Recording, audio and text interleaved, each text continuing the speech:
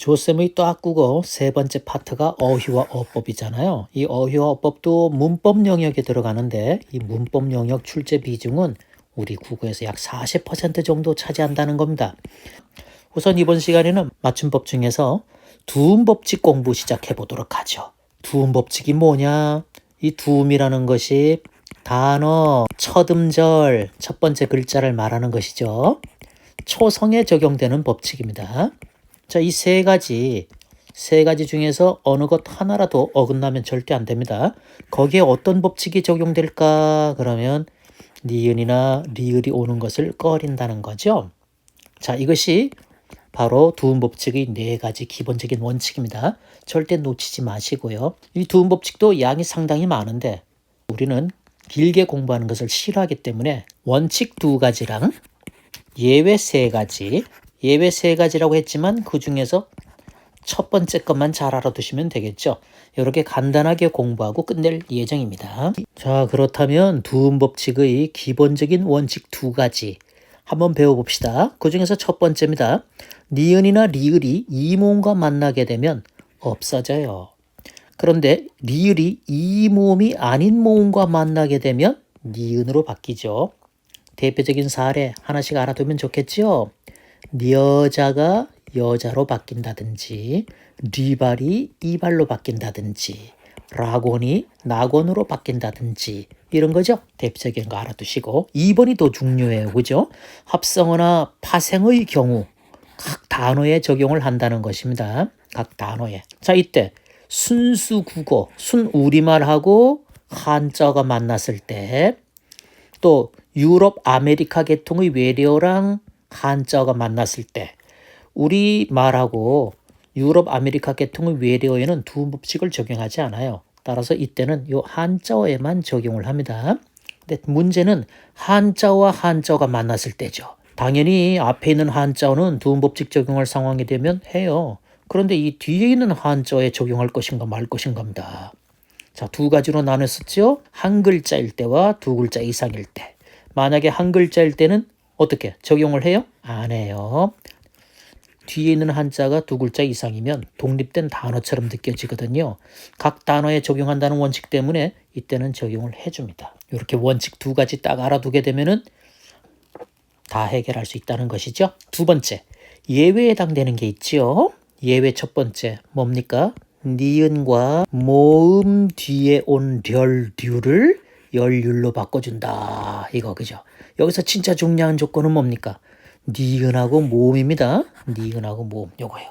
니은이나 모음이 왔을 때지 다른 게 오면 안 되거든요. 자, 그 이외에 출제 가능성이 좀 떨어지는 사람 성에는 적용해도 되고 안 해도 된다. 외자 이름 적용해도 되고 안 해도 된다. 사람 이름에는 적용해라.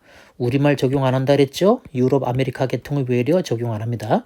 의존 명사도 혼동의 우려 때문에 적용하지 않습니다.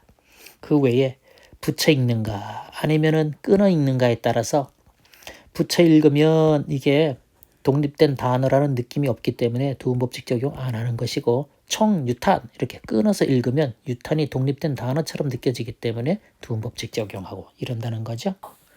자, 두음법칙 원칙 두 가지 예외 두 가지 알아두면 끝입니다. 원칙 두 가지는 뭐였습니까? 니은이나 리을이 이 모음과 만나 없어진다. 리을이 이 모음이 아닌 모음과 만나 니은으로 바뀐다. 두 번째, 우리말과 한자어, 유럽 아메리카 계통의 외래어랑 한자어가 왔을 때 그때는 이 한자어에만 적용한다 그랬죠. 한자와 한자가 만났을 때는 앞에 있는 한자어에는 적용하고 뒤에 있는 한자어의 경우는 한 글자일 때는 적용 안 하고 두 글자 이상일 때는 적용한다. 이것만 알아두면 끝입니다. 예외 첫 번째가 제일 중요하다 그랬죠. 뭐하고 뭐 뒤에 렬율요? 니은과 모음 이거 절대 잊으면 안 됩니다. 자, 연습 문제 풀어볼까요? 1번 한자어와 한자어가 만났네요. 뒤에 있는 한자어 한 글자네요. 적용 못해요. 그죠? 랭이 맞겠죠. 역시 마찬가지로 뒤에 있는 글자 한 글자네요. 적용 못해요. 니은이 맞겠죠? 설릉도 역시 뒤에 있는 한자어가 한 글자니까 적용 못하겠네. 장롱도 적용 못하고 피랍도 적용 못하겠네요. 한자와 한자어가 만났을 때는 뒤에 있는 글자가 몇 글자인가에 따라 달라지는 거죠. 2번 보실까요? 령, 한자와 한자의 결합인데 한 글자니까 적용 못하겠죠. 경로, 이거는 두 번째 있는 글자지요. 첫 음절이 아니죠. 두음법칙 적용할 수가 없겠죠. 자, 신라고는 한자와 한자와의 결합인데 이게 두 글자네요. 그럼 두음법칙 적용해야 합니다. 신낙원 이렇게. 신여성도 여성이 두 글자이기 때문에 적용해야 되겠죠. 신여성 이렇게. 3번 보실까요? 이번에는 한자성어 비슷하게 두 글자가 결합하여 만들어진 사자어인데 회계와 연도가 만났죠. 자, 이런 경우에도 각 단어처럼 느껴지기 때문에 각 단어의 두음법칙을 적용합니다. 그래서 연도가 맞죠. 남존여비도 이 녀의 두음법칙을 적용해서 여러 이렇게 해줘야 됩니다. 이번에 준말은 어떨까? 준말은요.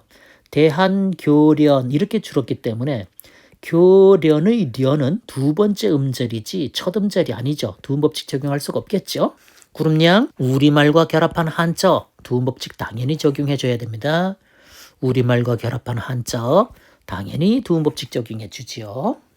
4번 보실까요? 유럽, 아메리카 계통의 외려랑 결합한 한자 두음법칙 당연히 적용해줘야 되겠죠. 신년도하고 구년도는요. 이게 분석이 신과 년도의 결합인지 아니면 신년과 도의 결합인지 분명하지가 않아요.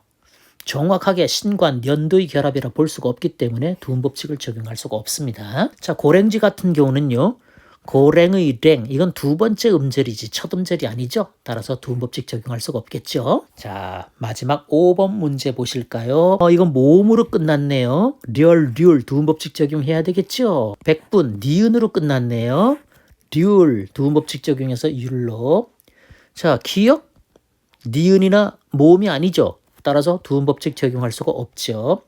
경제성장 이응도 역시 니은이나 모음이 아니죠. 두음법칙 적용할 수 없죠. 이렇게 푸시면 되겠습니다. 자, 두음법칙 방과후 복습에서 함께 공부해 봤는데 여러분들 여러 번 반복해 보시고 우리 이론서에 있는 단어들도 더 연습해 보시기 바랍니다.